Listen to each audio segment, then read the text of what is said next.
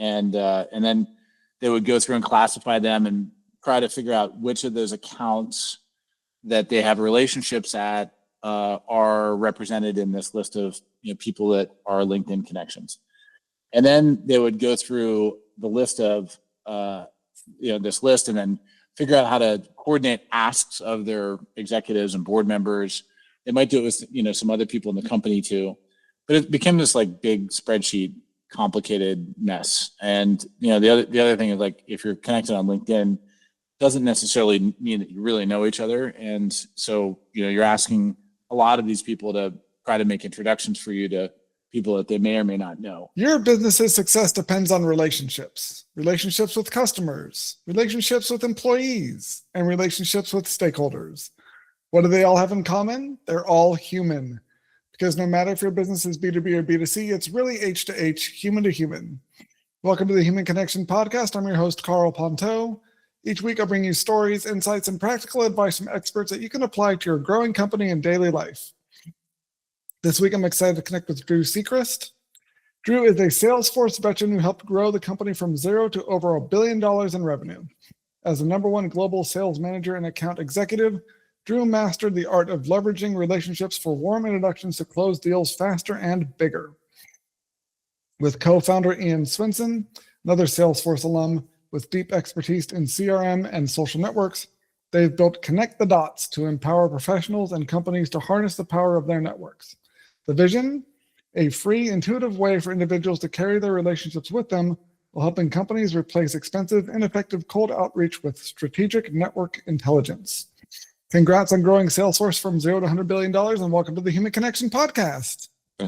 Thanks, Carl. Well, I was there to grow it to $1 billion, not $100 billion, but help get it kicked off in the right direction for sure. Yeah, it's definitely going from zero to $1 billion is a lot of zeros to add on to a number. So definitely an impressive stat there. I'd love to hear more about what you're working with to connect the dots and how people can unlock the power of their company's collective relationships, because it's something that I see so much of. Companies think, the referral stuff we've done just by the sales team or just by these few people, and they're missing out on a huge opportunity for employees and other people that are looking to leverage their relationships. So tell me more about how you see companies getting more from these collective relationships. Yeah, I mean, I'll just start with the inspiration for this idea was we saw it work really well at Salesforce.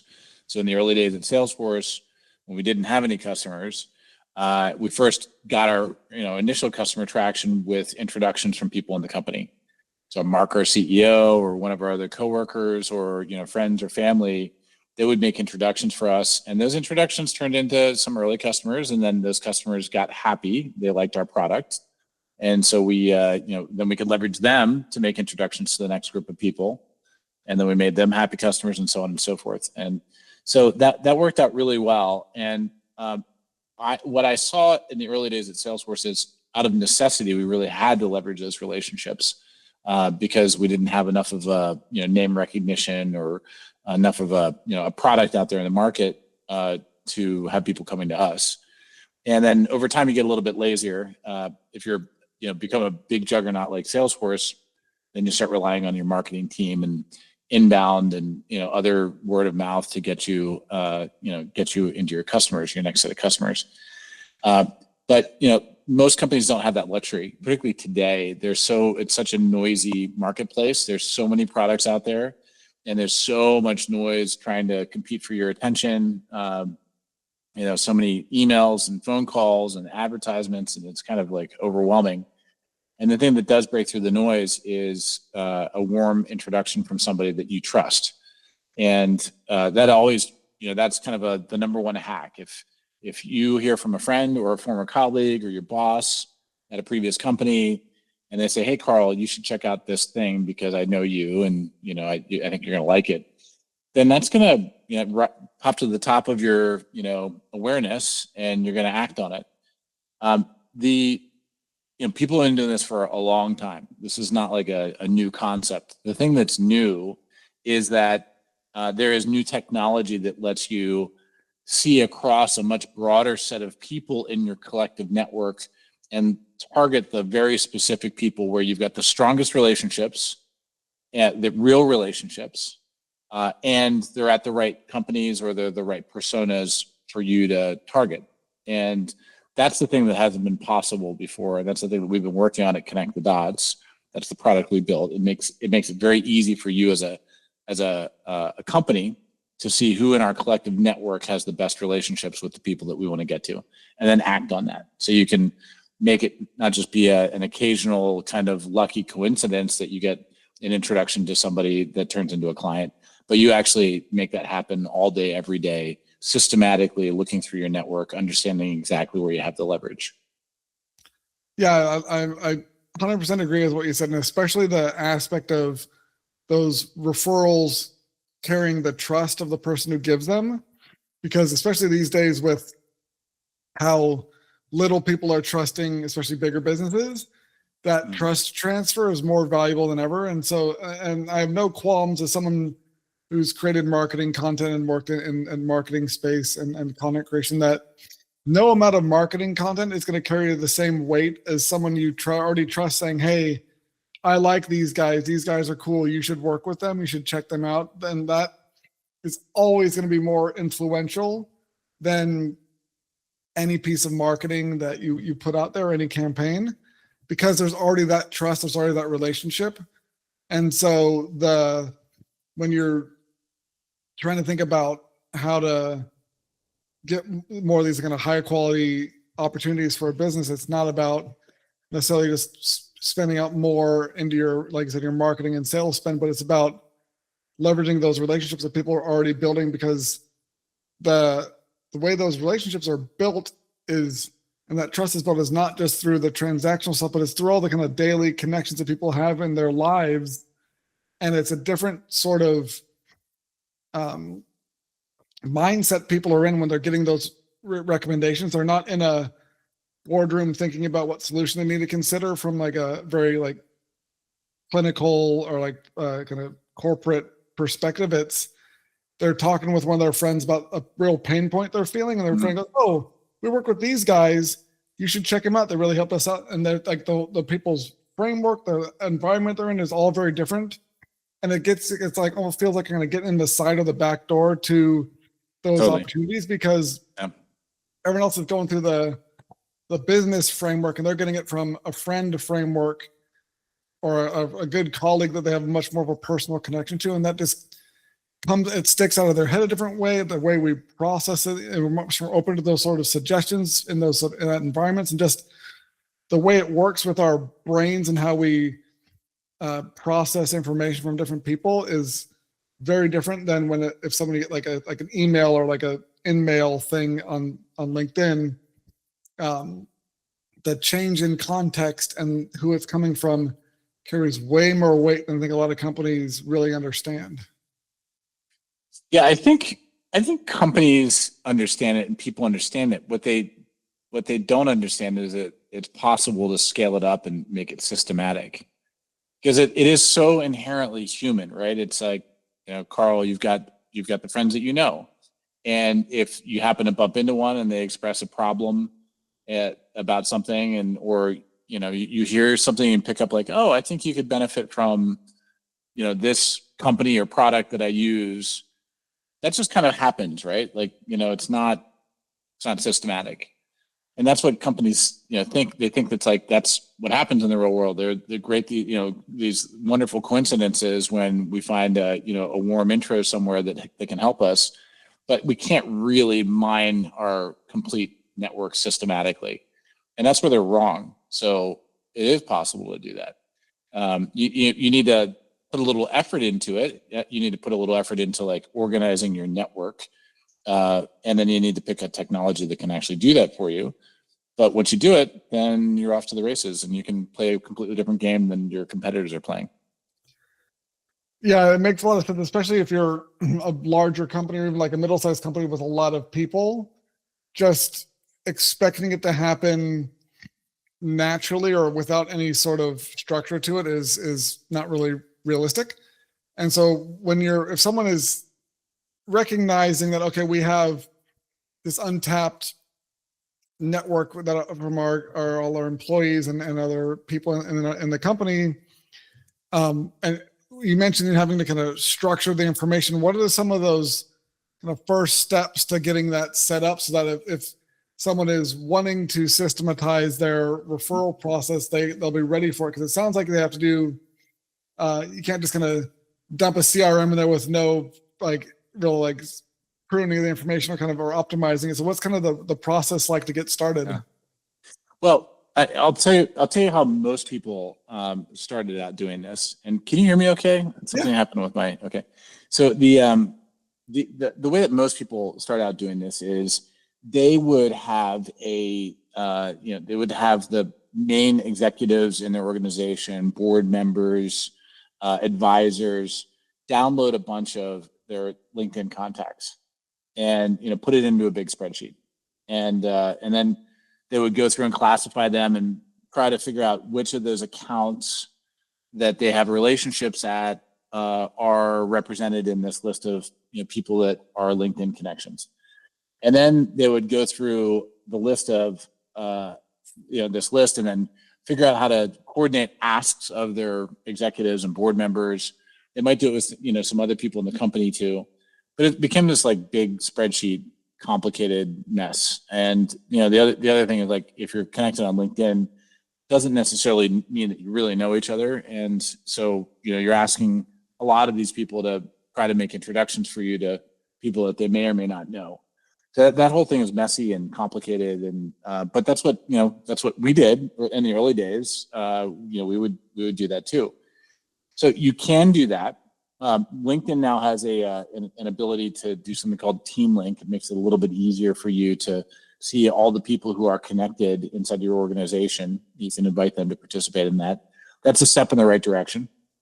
If you want to go even further, then there's Connect the Dots. That's what we do. Connect the Dots actually looks at your collective network by looking at digital exhaust, your historical communications with people, specifically email, going back to the beginning of time. So when somebody turns on a Connect the Dots account for their company, we actually plug into your email server, and we will reverse engineer your network based on who you've communicated with. And that's what we do for the company. Each individual, anybody in the world, can also set up a Connect the Dots account, and we'll do that for you too. So Carl, I think you probably have an account set up where we reverse engineer your relationships based on who you've communicated with. So all that is part of one big graph, and one big graph of relationships, which means your company then can tap into that graph and then see that your CEO has a strong relationship with the CMO at the company you're trying to sell to. And maybe nobody knew that because it's not in your CRM system, but they used to, played squash together, and so they know each other a lot socially, but they've never actually, done business together. But now your team can see that, and rather than try to bang their head against the wall going into that account cold, they can ask their CEO to get a direct warm intro. And you can do that for everybody in your organization. You can extend that to people outside your organization, like your board, your investors, your customer champions, and see who they know, who they really know. And one thing that's unique about this approach is by being able to measure how much communication there's been historically between people, you can actually score the relationships. So how well people know each other. So it's not just a binary LinkedIn connection where two people may or may not know each other. It's actually like, no, these two people know each other quite well, and you don't know why, but it turns out it's because they play squash together for the past 20 years. And they're always coordinating squash games and stuff like that. But to you, it just shows up as a strong relationship, and so you can leverage that strong relationship, and it makes it very easy to do that across the entire organization, because you never know which of those relationships is going to be useful and leverageable at which time. Yeah, I think that's one of the biggest blind spots that, and I've had some other guests on the show talking about this, where people think that referrals has to be just related to like the sales team or the marketing team, but they don't realize that like Janice in accounting knows the CMO at this company you've been trying to land for like their kids went to school together, but you've never asked her, so she didn't realize and never incentivized her to make the referral. Like there's no like a referral reward, like if it closes, she gets a cut of like the incentives for it. So she has no reason, like you never asked, you didn't realize it's gonna help her out, so she didn't bring it up, but she's you've had this in that you were not aware of at this Yeah. company you've been trying to close for 6 months that would have made it way easier. And so I think when you have a tool like this that shows, especially because you can plug in everyone's emails and kind of see the strength of those relationships, it kind of shines a light on these, what seemed like maybe a dark alleyway that's really this huge boulevard of like, hey, this is the street you need to be driving down ASAP because there's all these opportunities Yeah. in here. You thought it was this like dank, like back street, but no, this is where all your revenue's sitting there waiting for you to pick it up when you connect with these people and use these relationships the right way. But if you're just in the dark the whole time because you don't have these insights, and as the company grows, it's harder and harder to keep track of all these things because each person knows on average about 150 people at least where they're like decent connections. And yeah. I mean, when it comes to like, well, I'm not talking about like actually no, because like our brains can only really like understand like and really build relationships with about 150 people. So all like the other connections on LinkedIn and stuff are a different type of relationship. But it's even if it's like that's a low end, that's still a lot more people that you're not getting like per person on your team you're not having potentially connections to because you're not approaching it as a let's activate our employees and then empower them to connect with these people, and to also think a part of it is like this incentivizing them to be on the lookout and make these introductions for you and your team that'll help the business grow and also benefit them. And so again, it reinforces that culture of connection and building relationships and people like benefiting when the company benefits. It also helps reduce employee churn and improves your client churn rates. All these other things that companies are often struggling with can be solved just by reframing the way you think about referrals and using the right tools and like in a systems help you see how much money you're actually leaving on the table by not optimizing your systems for human connection, and instead of focusing on all that kind of automated marketing and email blasts and LinkedIn pitch slaps that people are all doing and no one is really a big fan of. Yeah. It's I think we all are overwhelmed right now with the amount of automated messages that we're getting that we haven't asked for. And it's such a breath of fresh air when you get a message from somebody that you do know. I don't know what your inbox looks like, but mine's whack-a-mole, where I spend, it feels like half my email experience now is just getting the cold emails out of my inbox, and then the other, which is crazy because the other half of the time I'm reading valuable stuff that I should be responding to it. I'd rather just hear from the really, the people that I know and that I really want to hear from and not have to deal with the other stuff. Yeah, I use Gmail, so there's like an updates and a promotions and a social menu that and then there's the primary, and I don't get a whole lot of stuff in the primary one that is not interesting to me, but a whole bunch of stuff in like the social and the promotions and the updates that are just these automated things that I don't even like open them. I don't really, and so if I probably just go through and purge most of them, but it just like it's almost kind of morbidly fun to watch the number go up next to that menu, just how big, how many digits till it basically starts like doing the like dot afterwards. And if I can, because it just there's so much getting blasted, and also like on LinkedIn and all these other social platforms where it's so easy to send these automated messages from people that you can tell right away are just trying to sell you something, and they don't really know you. I don't really care about it. It's just another numbers game to them. And people get so sick of that. So having more of these real outreaches from people that you have a real connection with, and again, not a LinkedIn quote unquote connection, but a real connection because you're in regular contact, even stuff that's not business related, but you actually have a real relationship with them, reaching out saying, hey, I know you're struggling with this because I actually know you, and I think I know someone that can help you. I recommend this thing. Not only does it help the businesses, helps these relationships, helps the people solve problems, but it's in a way that strengthens that sense of, oh, people actually care about me and I have this connection with them, and they understand how I'm feeling.